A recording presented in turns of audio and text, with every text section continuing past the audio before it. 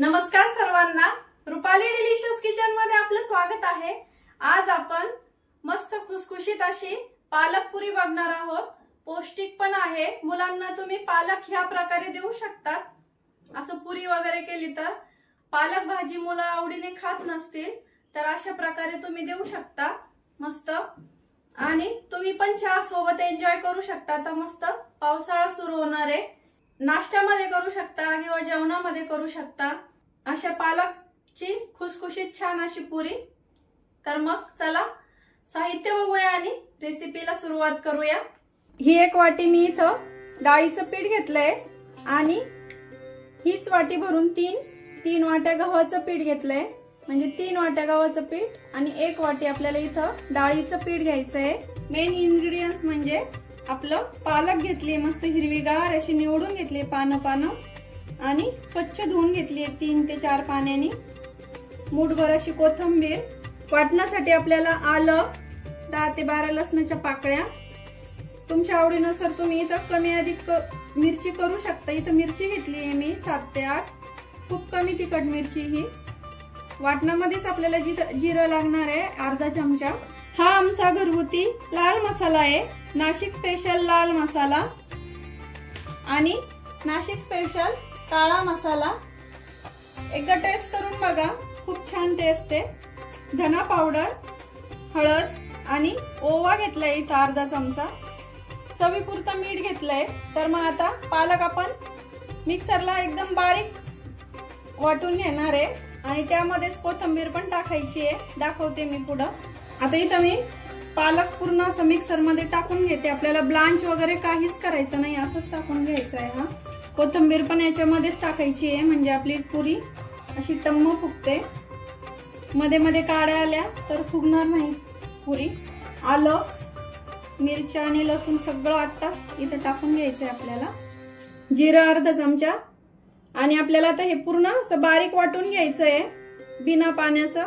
पाण्याचा एकही थेंब वापरायचा नाही आपल्याला इथं। आता असं एकदम बारीक फाईन पेस्ट तयार करून घेतली आहे पालकाची। पीठ भिजून घेऊया आपण पुरीचं।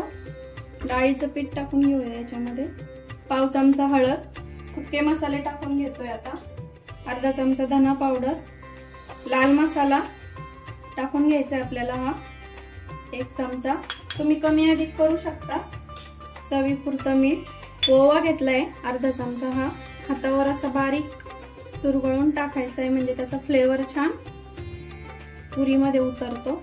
आणि थंडच तेल टाकायचंय आपल्याला। पुरी आपल्याला खुसखुशीत लागत असली तर थंड तेल टाकून घ्यायचंय।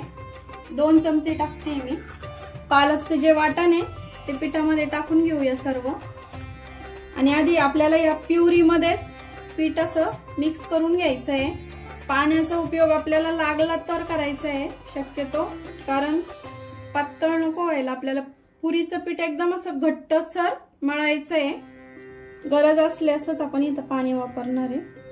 थोडेस वाटतंय मला, आता आपण पाणी टाकून घेऊया थोडंसं। मिक्सरच्या भांड्यातच टाकते मी, खूप जास्त पाणी नाही टाकायचं।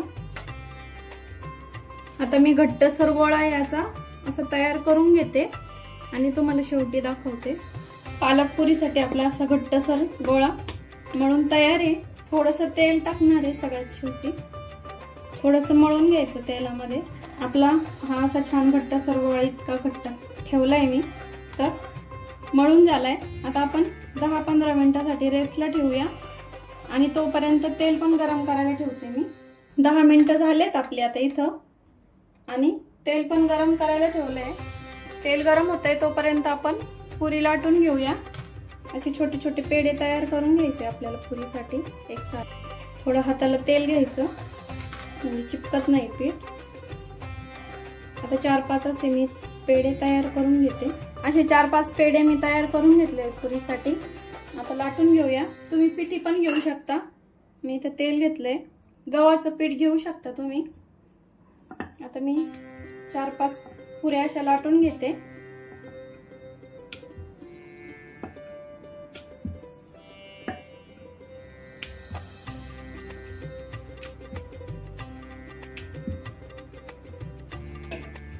तर असे ह्या जाडीची मी ठेवली आहे, म्हणजे पुरी छान अशी खुसखुशीत होते आणि फुगते पण टम्म।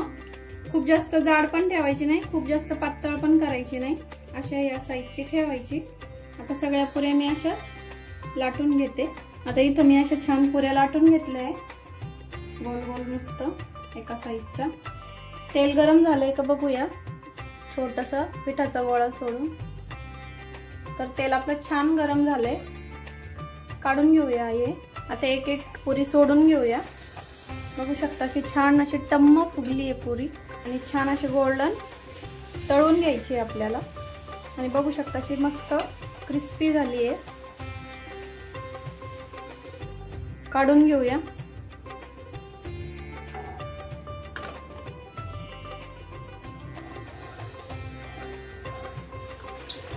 थोडीशी प्रेस करायची पुरी, म्हणजे छान अशी टम्म फुगते।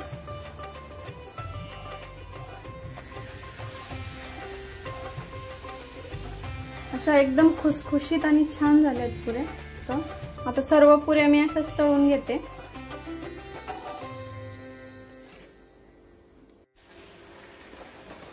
बघू शकता एक ना एक पुरी अशी मस्त छान टम्म फुगली आहे आणि अशा खुसखुशीत झालेल्या आहे। तुम्ही चहा सोबत किंवा याच्या सोबत नुसतं सॉस जरी घेतला तरी चालेल, किंवा नुसतीही खूप छान लागते खायला, काही नसलं तरी चालेल या पुरी सोबत। अगदी पौष्टिक आणि स्वादिष्ट लागते ही पुरी खायला। बघू शकता एक ना एक पुरी अशी टम्म फुगली आहे। तुम्ही या प्रकारे नक्की ट्राय करून बघा। एक पुरी अशी तोडून दाखवते, बघू शकता अशी मस्त एकदम छान झाली आहे। पुरी सोबत आपण खाण्यासाठी, पुरी तशी छानच लागते नुसतीच, पण त्यासोबत हा आदिनाथ ॲग्रो कंपनी आणि सुरभी ब्रँडचा हा sauce, no onion no garlic, एकदम छान लागतो।